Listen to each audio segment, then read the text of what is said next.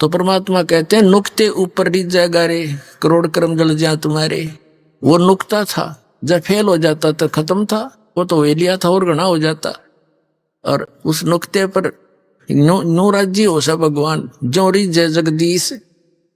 फिर देखना ठाठ थरे सब क्या है। और फिर इस माया की अपन जरूरत भी नहीं है, लेकिन ये इतनी दे देगा संगवाई नहीं जाएगी आप पर।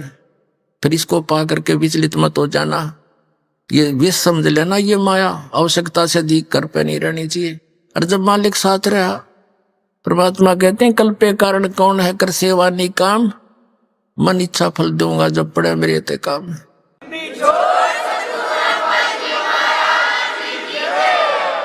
तो इस तरह की दृढ़ता और सच्चे भाव से मालिक में समर्पण आ जाएगा ना उस दिन, फिर देख लेना भगवान क्या नहीं कर सकता। एक प्रमाण नहीं, लाखों प्रमाण याद है इस परमात्मा के।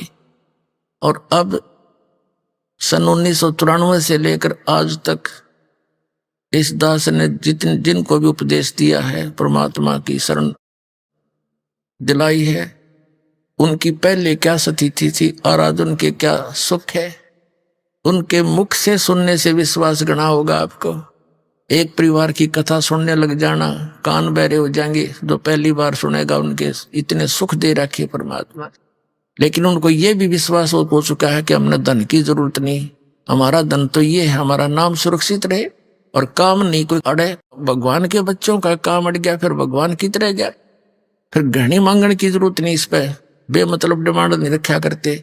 बेमतलब की डिमांड तो मन रखता है, आत्मा रखती है आवश्यकता की।